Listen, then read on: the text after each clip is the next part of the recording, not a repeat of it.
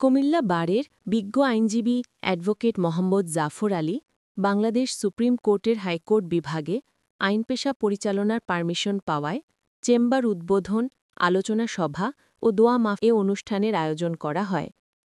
অনুষ্ঠানে ক্রীড়া সংগঠক অ্যাডভোকেট আরিফ হোসেন সৈকতের সভাপতিত্বে উদ্বোধক ও প্রধান অতিথি হিসেবে উপস্থিত ছিলেন কুমিল্লা জেলা আইনজীবী সমিতির সাবেক ৫ বারের সভাপতি অ্যাডভোকেট মোহাম্মদ ইসমাইল।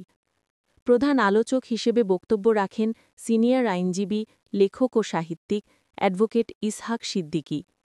বিশেষ অতিথি হিসেবে উপস্থিত ছিলেন বাংলাদেশ সুপ্রিম কোর্টের অ্যাডভোকেট ড. মোহাম্মদ শাহজালাল এবং রিলায়েন্স বহুমুখী কলেজের অধ্যক্ষ মোফাজ্জল হায়দার মজুমদার। অনুষ্ঠানে বক্তারা অ্যাডভোকেট মোহাম্মদ জাফর আলীর সফল আইনজীবী জীবন ও সমাজসেবামূলক কর্মকাণ্ডের প্রশংসা করেন এবং তার ভবিষ্যৎ সাফল্য কামনা করেন।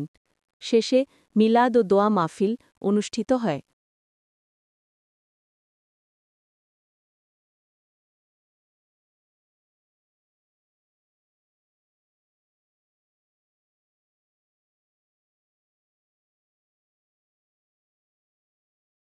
আতিনা ফিদ দুনিয়া হাসিনাতাও ওয়া ফিল আখিরাতি হাসিনাতাও ওয়া কিনা আযাবান।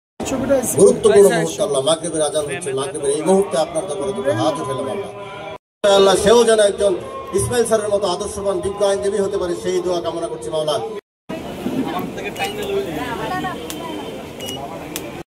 উত্তরোত্তর সমৃদ্ধি কামনা করছি মাওলা। আয় আল্লাহ, এই চেম্বারটাকে তুমি পরম শ্রদ্ধাভাজন ব্যক্তি এখানে উপস্থিত আছেন আমার জাড়াতো ভাই, সকলের প্রতি আজকে উপস্থিত হওয়ার কারণে আমি কৃতজ্ঞতা আর আমার সকলের কাছে দোয়া চেয়ে আমি আমার বক্তব্য এখানে শেষ করছি। আসসালামু আলাইকুম সবাইকে।